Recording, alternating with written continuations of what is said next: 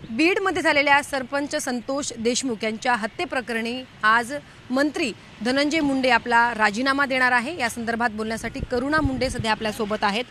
गेल्या अनेक दिवसांपासून जी मागणी होती 3 महिन्यांपासून की मुंडेंनी आपला राजीनामा दिला पाहिजे, मंत्रिपदापासून ते दूर झाले पाहिजे, आज ते राजीनामा देणार आहेत। काय सांगाल? 100% काल व्हायला पाहिजे होता, जसे की मी पोस्टमध्ये सांगितलेलं आहे, काल व्हायला पाहिजे होता पण झाला नाही। तो 100% आज किंवा उद्यापर्यंत राहुल नार्वेकरजी घोषित करतील। नक्कीच काल ज्या पद्धतीने म्हणजे क्रूर हत्या करतानाचे व्हिडिओ आणि फोटो आल्यानंतर या सगळ्या संदर्भात आता सरकारी पातळीवरती आपल्याला घडामोडी घडताना पाहायला मिळत आहे। म्हणजे ही क्रूर हत्या झालेली आहे हे सगळ्यांनाच माहिती होतं, मात्र राजीनाम्यापर्यंत कोणीच पोचलं नव्हतं। व्हिडिओ बघितल्यानंतर कुठेतरी राजीनामा घेतला जातोय, तर या संदर्भात खूप शर्मनाक गोष्ट आहे आणि शासनावर प्रशासनावर कालिमा लावण्यासारखी गोष्ट आहे की आज जे राजीनामा 3 महिने अगोदर झाला पाहिजे होता तो आज 3 महिने नंतर होत आहे। आणि जसे की काल सगळ्यांनी त्यांचे छायाचित्र बघितलेले आहे ते खूप खूप खूप शर्मनाक आहे। त्यांचे तोंडावर लघवी करत आहे, हे सगळी गोष्ट खूप घाणेरडी आहे। मुंडेंना अखेर मुख्यमंत्र्यांना आदेश द्यावे लागले, म्हणजे आतापर्यंत जे राजीनामे झाले आहेत मंत्र्यांचे, मुख्यमंत्र्यांनी सुद्धा अनेक राजीनामे दिले आहेत नैतिकतेच्या आधारावरती। आज अखेर त्यांना मुख्यमंत्र्यांना आदेश द्यावे लागले या संदर्भात धनंजय मुंडेमध्ये जरी काही लाज शरम असतील तो आज तो 3 महिने अगोदर राजीनामा देतात, पण आज ही हकालपट्टी म्हणताय त्याला, जे तुम्ही सांगताय ना की देवेंद्र भाऊनी CM साहेबांनी त्यांना आदेश दिलेले ते त्याला म्हणते हकालपट्टी। त्यांची हकालपट्टी झाली आहे मंत्रिपदाकडून। जी मागणी होत होती की त्यांनी राजीनामा दिला पाहिजे जेणेकरून पुढची जी कारवाई होईल, जी चौकशी होईल त्यामध्ये हस्तक्षेप होणार नाही, आता तुम्ही या राजीनामा दिल्यानंतर समाधानी असणार आहात की तुमची अजूनही काही मागणी आहे या संदर्भात?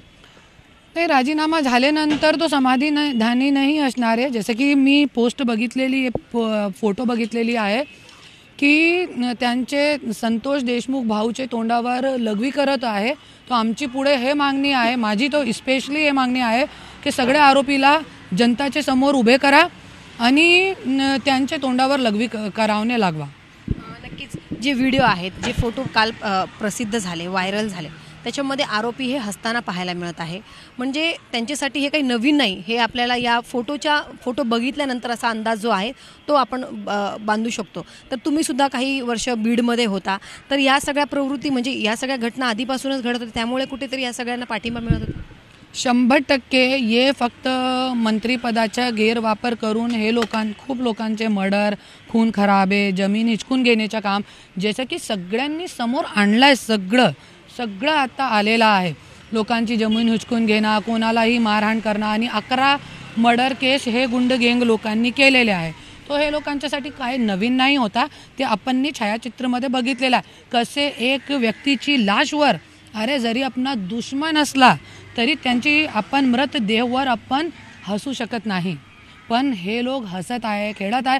अरे मृतदेहावर तुम्ही लघवी करत आहे, काय वृत्ती आहे तुमची बाबा, काय वृत्ती आहे? तो त्याच करावं लागेल, त्यांच्या तोंडावर जिवंतमध्ये त्यांचे तोंडावर लघवी करावं लागेल। नक्की सुरुवातीपासून टोलवाटोलवी सुरू होते, म्हणजे मुख्यमंत्र्यांनी उपमुख्यमंत्र्यांवरती जबाबदारी दिलेली होती की पक्षाचे प्रमुख आहेत अजित पवार, त्यांनी राजीनामा घेतला पाहिजे। मग अजित पवारांनी मुंडेंवरती ढकललं की नैतिकतेच्या आधारावरती कुठेतरी अप्रत्यक्षपणे त्यांना इशारा दिलेला होता। अजित पवारांची जबाबदारी होती असं वाटत नाही ही कारवाई आधीच करायला? 100% होती, अजित दादाची ही जिम्मेदारी होती, पण ते त्यांना पाठीशी घालता गया आणि याच्यामध्ये आज फक्त धनंजय मुंडेची नाही पूर्ण राष्ट्रवादीची जे छबी आहे ते पूर्ण धुलमिल झालेली आहे। आता वाल्मिक कराड आतमध्ये जेलमध्ये आहे, धनंजय मुंडे आज राजीनामा देतील, तर बीडमध्ये मुंडेंचं राजकारण याच्या संदर्भात तुम्हाला काय वाटतं? म्हणजे तुम्ही कारण स्थानिक पातळीवरती तुम्ही तिकडे काम केलेलं आहे, लोकांना ओळखता, सगळं तिकडचं स्थानिक राजकारण तुम्हाला माहिती आहे, मुंडेंच्या म्हणजे राजकीय भविष्य धोक्यात आहे? भविष्य धोक्यात नाही आहे, राजकारण संपला त्यांच्या, क्योंकि हे जे निर्गुण हत्या झालेली आहे त्याच्यामध्ये त्यांचं राजकारण पूर्ण संपलेलं आहे। लोक त्यांना साथ नाही देणार त्यांचे, म्हणजे कुठे देणार आहे, कधी देणार आहे? आणि आज ऐका, एक खूप चांगली गोष्ट सांगितली तुम्ही, वंजारी आता जे मर्डर झालेले आहे त्याच्यामध्ये 99% लोक जे आहे वंजारी आहे आणि माझ्याकडे पण पुरावे आहे. असे काही वंजारी लोक आहे ज्यांची जमीन खाल्ली आहे.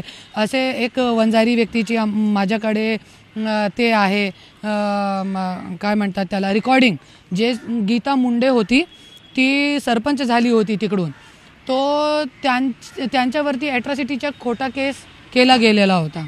असे सगळे माझ्याकडे पुरावे आहे. नक्कीच ताई, धन्यवाद आमच्याशी बातचीत केल्याबद्दल. तर आज धनंजय मुंडे यांनी जर राजीनामा दिला तर यानंतर धनंजय मुंडे यांचं राजकीय भविष्य संपेल अशी प्रतिक्रिया करुणा मुंडे यांनी दिली आहे.